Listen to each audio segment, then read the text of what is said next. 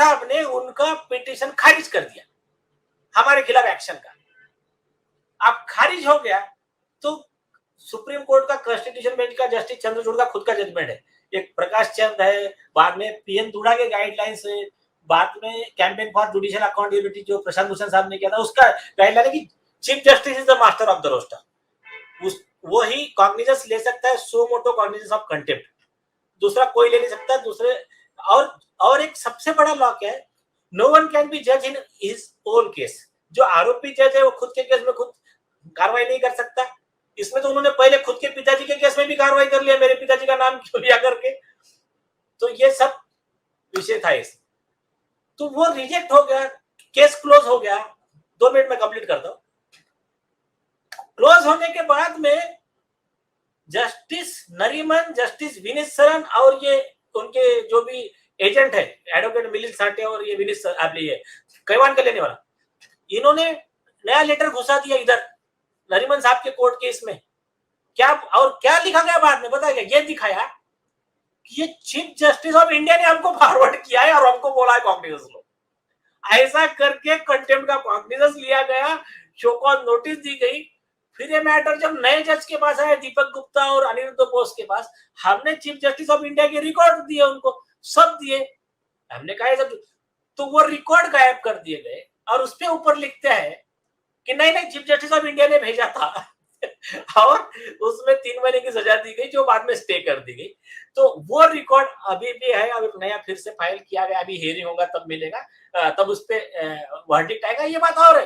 लेकिन इस तरह का ये चलता है कि ब्रदर जजेस को बचाने के लिए सुप्रीम कोर्ट के जज अपने पद का मिसयूज भी करते हैं, और कई बार जैसा कि इसमें था एमएस अहलावत में 3 जज बेंच ने 2 जज का जजमेंट कन्विक्शन डिटेंशन खारिज कर दिया, लेकिन कार्रवाई नहीं की।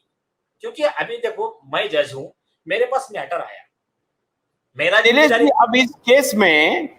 अब इस केस में जो सुब्रत राय को जो डिटेंशन में रखा गया, अगर ये साबित हो जाती है, हाँ, जो आप कह रहे हैं कि 100% साबित है, अपने आप में साबित है, हाँ, तो जस्टिस खेहर को और बाकी जो दूसरे जज हैं उनको जेल भी जाना पड़ सकता है, और तब सुब्रत राय ये कह सकते हैं कि मेरी बर्बादी का कारण जो है ये दोनों जज हैं, बिल्कुल इनको मैक्सिमम सजा मिलनी चाहिए, और हाँ, हमारे इन्वेस्टर को जो पैसा आज नहीं मिल रहा है ये कोर्ट की वजह से और सेबी की वजह से, सरकार के हस्तक्षेप नहीं करने की वजह से मिल रहा है।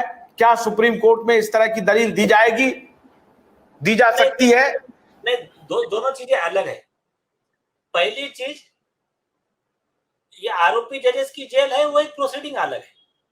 कॉम्पेंसेशन सुब्रत राय सारा जी और जो भी इनके साथ में और डायरेक्टर अंदर थे, वो सब कॉम्पेंसेशन के हकदार है।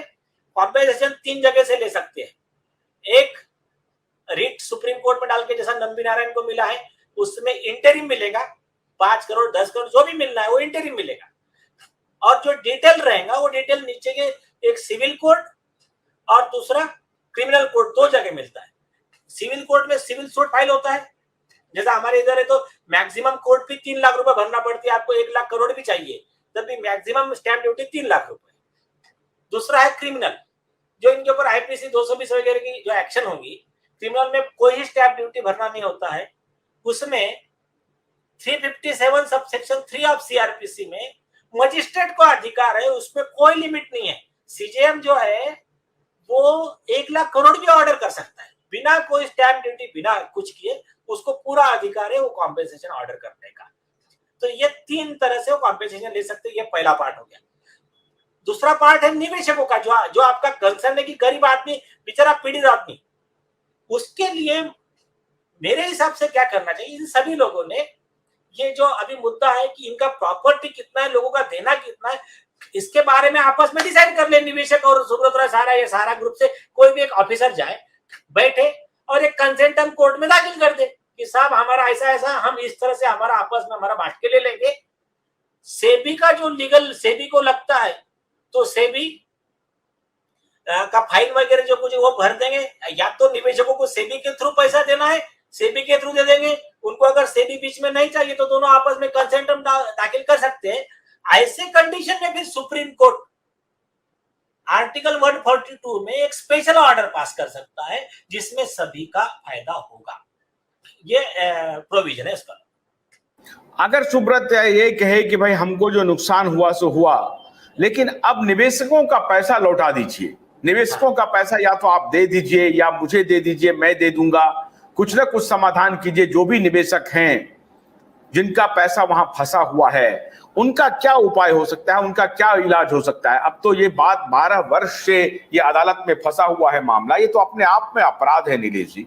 12 वर्ष से आप लटकाए हुए हैं किसी को।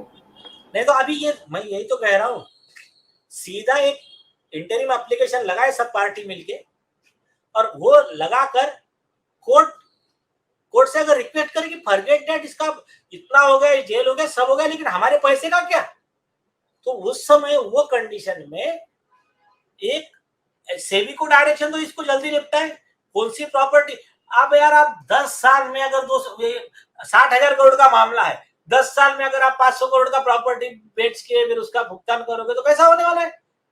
जो भी है आप पैसा लो, प्रॉपर्टी डिस्पोज ऑफ करो, टाइम लिमिट तय करो। उसके लिए आईए लगाना चाहिए सुप्रीम कोर्ट में कि ये सारा डिस्पोज ऑफ करने के लिए 3 महीने का 6 महीने का टाइम लिमिट तय किया जाए, बस उसके आगे फिर मैटर बढ़ना नहीं चाहिए, तो वो कोर्ट ऑर्डर कर सकता है। अभी सरकार ने 18 डिपार्टमेंट के लोगों ने, जिसमें इन्फोर्समेंट डिपार्टमेंट था, सीबीआई था, सीआईडी था, रेवेन्यू इंटेलिजेंस था, सीबीडीटी था, उसमें बहुत सारे डिपार्टमेंट के लोग बैठ करके माननीय अमित शाह जी के पास गए और फिर अमित शाह ने और बाकी मीटिंग ली। उसके बाद सरकार ने प्ली दिया कोर्ट में कि 5,000 करोड़ रुपया आप दीजिए ताकि हम निवेशकों का पैसा दे सके। अब उसका क्या स्टेटस है मुझे नहीं मालूम है, लेकिन ये सरकार ने जो आवेदन दिया है उसका कुछ ना कुछ तो आधार होगा। सरकार चाह रही होगी कि हाँ निवेशकों का पैसा मिलना चाहिए। हाँ तो अच्छी बात है ना। मुझे उसके केस के डिटेल पता नहीं है, फ्रैंकली बता रहा हूँ। अभी तो मेरे पास कुछ फाइल आना शुरू हुए, मैं पढ़ूंगा देखूंगा, लेकिन सिंपल चीज मैंने आपको बता दिया है कि ये उस सहारा अपना प्रॉपर्टी खुद डिक्लेयर करे कि मेरा नागपुर में 500 एकड़ खेत है, मुंबई में 200 एकड़ खेत है, पुणे में इतना है उतना है, पूरा वर्ल्ड इंडिया वर्ल्ड मिला के मेरे पास में 2 लाख करोड़ का मार्केट वैल्यू आज है।